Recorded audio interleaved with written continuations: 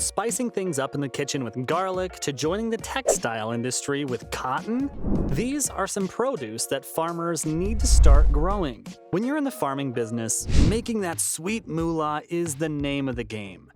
I'm out making some sweet moolah with Uncle Rico. Sure, traditional crops have their charm, but if you want to rake in the big bucks, it's time to think outside the box. Luckily, there's a few alternative crops that can turn your farm into a gold mine. And it only depends on your location, the weather, soil quality, and what folks are craving. Let's check out some of these cash cows and find out why they're profitable. First up, we've got garlic.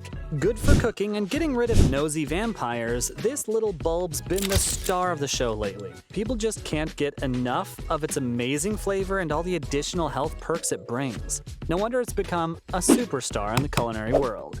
But you know what's even better? It's a win-win for farmers, too. The demand for garlic's through the roof, and the best part's that it doesn't cost an arm and a leg to grow, meaning that you can make a fortune without breaking a sweat. And to add the cherry on top, garlic's got some serious staying power, so it can be stockpiled for a long time and sold whenever the price is right. This bad boy will be squeezing out every last drop of profit possible, so you better start investing. Next on the list is mushrooms, but not the fun kind. These funky fungi are having a moment, and folks are finally realizing just how awesome they are. Not only are shrooms jam-packed with nutrients, but they also bring unique flavors to the table.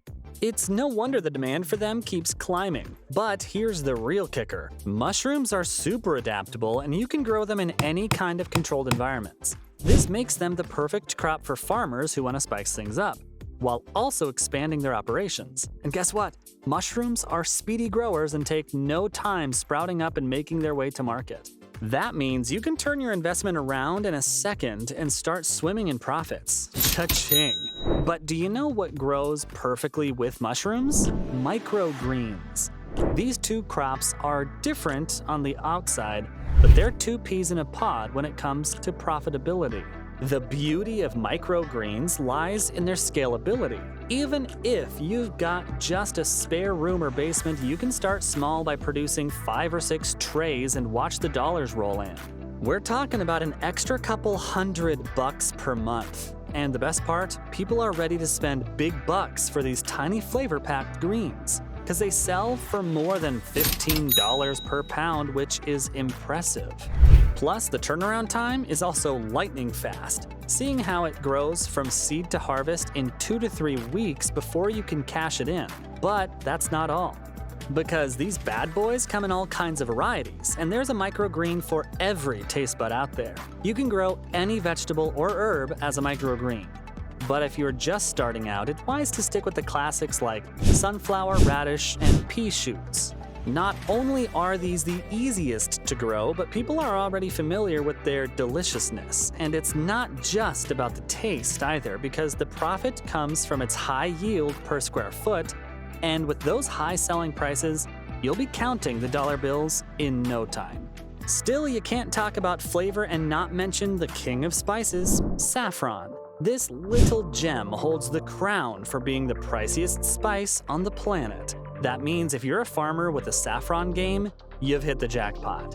But hold your horses, because there's a reason these things cost so much. And it's because saffron farming isn't a walk in the park. It's like the diva of crops and demands a specific climate conditions and a lot of care. It can only thrive under the perfect conditions and dies if left unattended for just a few hours. But here's the catch. If you can cater to saffron's needs and create the perfect environment for its growth, you'll find yourself in a niche market that's hungry for its golden spice. The beauty of saffron lies not only in its incredible market value, but also in its exclusivity, almost like being part of an elite club, where only a select few can meet the requirements and reap the sweet rewards.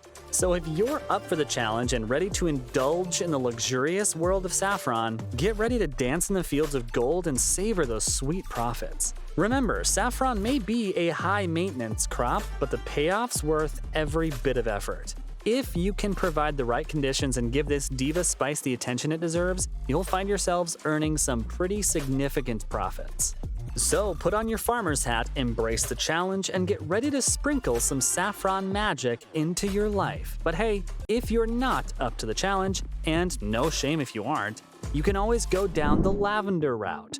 Growing this flower is like hitting the jackpot of profits, while also keeping your surroundings smelling like a 5-star hotel. Let's break it down. Lavender's not just your average herb. It's a superstar crop that has a ton of money-making opportunities. You can sell its beautiful flowers to florists, whether fresh or dried, or even use it to make fragrances, making it a hot ingredient in aromatherapy products and skincare goodies like soaps and lotions. Here's the best part. Planting lavender on just 1 acre of land can yield a whopping 12,000 bouquets. It can also thrive in various climates, so you don't have to worry about maintaining its conditions, unlike saffron. I mean, you barely even need any fertilizer and irrigation. Sure, lavender won't burst into a fragrant floral spectacle in its first year, blossoming only in its second year of existence, but in exchange, it keeps on giving for a solid decade or so. And if that doesn't sweeten the deal for you, then talk about the superstar known as sugarcane. This bad boy isn't only a sugar-making machine, but it's also a raw material bonanza for a few industries, including biofuel. I'm talking about a crop that's in high demand with a market that's equally promising. And it makes sense because the world has an insatiable appetite for sugar, and sugarcane delivers the goods. And thanks to its resilient, tough-as-nails nature, it can thrive in all sorts of soil conditions and climates. It's like the MacGyver of agriculture, adapting to whatever Mother Nature throws its way. No wonder it's a popular choice for farmers all over the globe. But there's still a crop that's in more demand than sugar, and that's rice. It's a staple food for millions of hungry bellies out there. And the demand for this stuff is off the charts. Plus, it can easily produce high yields per acre, and that always means big bucks. Depending on the region, rice cultivation can be a gold mine for farmers who know how to play their cards right. But there's a catch. Rice farming requires some serious skills and know-how, ranging from proper water management and creating perfect growing conditions. Rice loves a good splash, but it's important to find that sweet spot where you're not drowning your plants. With the right approach and a bit of farmer finesse, you can unlock the secret to substantial financial rewards. And lastly, though you can't eat it, cotton's the absolute mother lode when you're looking for profitability. This crop's been raking in the dough for ages, and it's all thanks to its versatility and the textile industry's never-ending hunger for it. But unlike most of the other items on this list, cotton doesn't just grow anywhere and everywhere. Like saffron, it's a bit of a diva when it comes to conditions.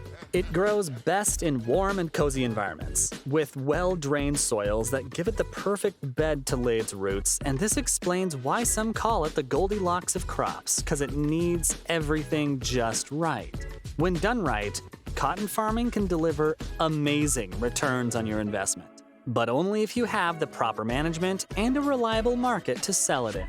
That means that you've got to stay on top of things, making sure that your cotton's thriving and has a high market demand for that fluffy goodness. So there you have it, from joining the textile industry with cotton to spicing things up in the kitchen with garlic.